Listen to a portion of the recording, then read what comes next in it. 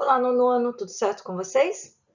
Voltando, então hoje essa aula está entrando aí dia 15 de abril para vocês e hoje eu continuo falando do estudo de radicais. Então nós estamos estudando raiz quadrada, estudamos raiz cúbica, raiz quarta, raiz quinta e lá no assunto raiz quadrada teve a questão 52 que tratou das equações do segundo grau, aquelas mais simplesinhas.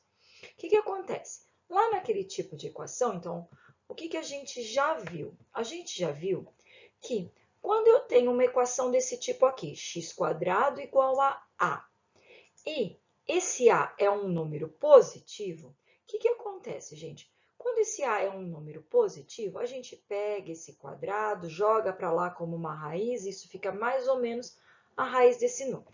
Nós vimos em algumas situações que tinha resultado, né? Tipo raiz de 36 dava mais ou menos 6. Vimos alguma tipo raiz de 2, raiz de 5 que fica o resultado na raiz, não tem problema. Então, se o a é positivo, eu estou numa equação x² igual a. Se o a é positivo, sempre tem solução, sempre tem duas soluções, essas soluções são opostas. A gente já falou sobre isso, já fizemos essas questões. Então, só para lembrar, x² igual a 49. O quadrado foi para lá tirando raiz, ficou mais ou menos raiz quadrada de 49, solução mais ou menos 7. O que acontece agora? Por que eu voltei nisso? Porque a gente pode generalizar essa situação para qualquer equação que tenha um expoente par. Tipo aqui, x² pode ser x elevado a 4, x elevado a 6, x elevado a 8. Então, quando eu generalizo isso para qualquer expoente par, eu fico com uma equação assim. X elevado a n igual a A. Esse n, que nesse caso aqui está fazendo papel de expoente, ele é par. 2, 4, 6, 8 e assim vai. Então, se eu tenho um número positivo, o meu A é positivo, tá aqui. E eu tenho aqui o x com um expoente par. Como é que eu vou resolver esse tipo de equação? Da mesma maneira da equação quadrada. Eu pego o expoente e jogo para lá como uma raiz usando o mais ou menos. Ai, Andréia, isso está confuso. Calma lá então, vamos ver. Por exemplo, eu tenho aqui x elevado a 4 igual a 81. Então, o expoente aqui é 4, 4 é par. 81 é um número positivo. Como que eu resolvo isso? Eu preciso isolar o x. Então, eu vou pegar esse 4 aqui e joga para o outro lado no formato de raiz quarta. Detalhe, não é raiz quadrada. Se o expoente é 4, vai virar raiz quarta. Como ele é par, eu sei que pode ser um número positivo ou um número negativo. Sempre que for par, vai poder ser positivo ou negativo. Aí eu vou pensar, qual é a raiz quarta de 81? Qual o número que é elevado a 4 de 81? É o 3. Então vai ser mais ou menos 3. Outro exemplo. E se eu tiver assim, x elevado a 6 dá 64? Eu estou pensando, qual o número que é elevado a 6 dá 64? Como esse 6 aqui é par, o que acontece? Eu vou ter dois valores, um valor positivo, que elevado a 6 dá 64, e um valor negativo, que também elevado a 6 dá 64. Então, como que a gente faz? Mesma coisa, vai pegar essa potência e passar como raiz. Se o expoente é 6, vai ficar uma raiz sexta. Lembrando sempre de colocar o mais ou menos. Tem que colocar o mais ou menos? Tem, gente. Eu sei que quando eu estou em sala de aula, é uma pergunta que os alunos fazem sempre. Andréia, posso colocar só no final? Você vai esquecer. Você vai esquecer e você vai me dar como resposta só o positivo, eu vou ter que tirar metade da tua questão. Então, vai ser positivo e negativo. A raiz sexta de 64 é mais ou menos 2. Então, olha lá, meu resultado está como mais ou menos 2. Perfeito? O que vai acontecer se o A for negativo? Se esse número aqui for negativo e o N for par. Então, eu estou lá com o meu expoente par, como essa daqui, ó. X² igual a menos 49, x na quarta menos 16, x na sexta menos 1. O que vai acontecer aqui? Não tem solução, gente, porque nenhum número com expoente par fica negativo. Então, que número que é o quadrado da menos 49 não tem? Um número que é elevado a 4 dá menos 16 não tem? Um número que é elevado a 6 dá menos 1 não tem? Por quê? não apresentam soluções reais essas equações. Então, eu digo, não tem solução real, uma vez que nenhum número real é elevado a um expoente par da negativo. Tranquilo até aqui? Então, agora eu vou falar dessa equação quando o expoente é ímpar. Então, eu tenho x elevado a um número ímpar vai resultar no a. Então, n está fazendo o papel de expoente aqui. Acompanhe esses exemplos aqui, ó. X ao cubo igual a 27. Então, x elevado a 3 dá 27. Então, qual número que elevado a 3 dá 27? O que a gente faz com o 3? Joga no formato de raiz para o outro lado. Ele vai fazendo uma raiz. Que tipo de raiz? Raiz cúbica. Expoente 3 vira raiz de índice 3.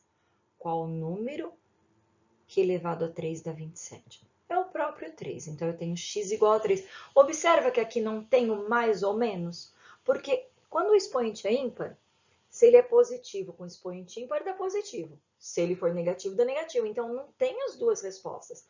As duas respostas, mais ou menos, é só quando é par. Tem mais um. Então, olha só o próximo exemplo. X na quinta igual a menos 32. Então, eu estou nessa característica de equação. O expoente é ímpar e eu tenho um número a qualquer. Olha que agora ele pode ser negativo. Um número que eleva a 5 e dá menos 32 só pode ser um número negativo.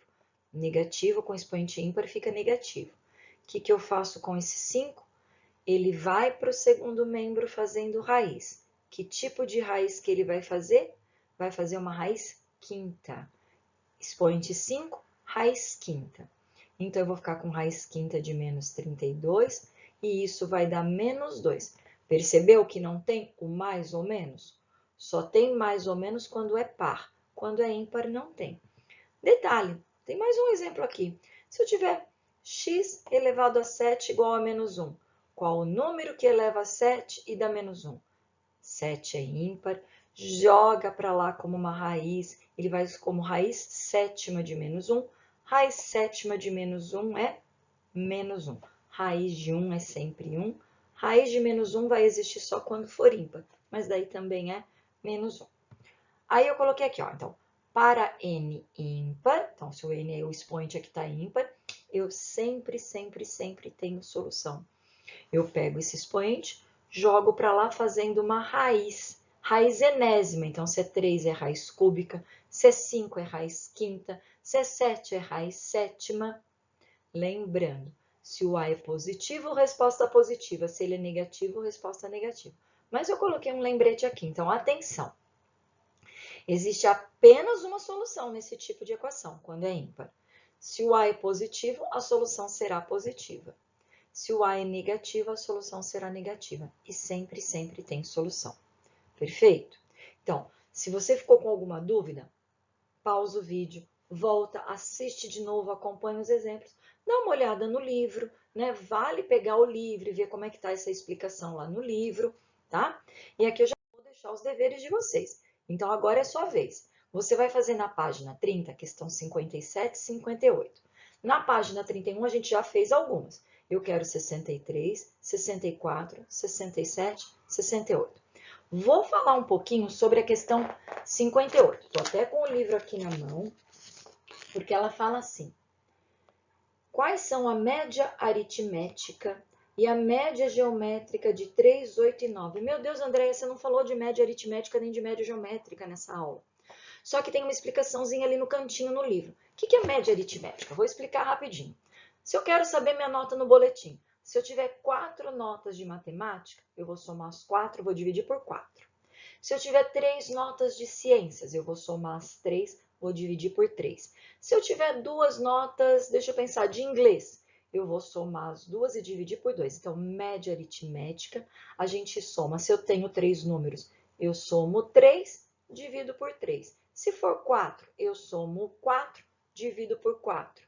Se for 2, somo os 2, divide por 2. Isso é média aritmética, você vai precisar disso na questão 58. Tá, e o que é média geométrica? Média geométrica é assim, se eu tenho 2 valores, eu multiplico os 2 valores e faço a raiz quadrada. Se eu tenho 3 valores, eu multiplico os 3 valores e faço a raiz cúbica, porque são 3. Se eu tiver 4 valores, eu multiplico os 4 valores e faço a raiz quarta. Então, aqui na questão 57, que eu estou pedindo para vocês, ele quer a média geométrica do 3, do 8 e do 9. O que tu vai fazer? Vai multiplicar os 3 e vai fazer a raiz cúbica. Perfeito? Deixa eu ver se tem mais alguma orientação.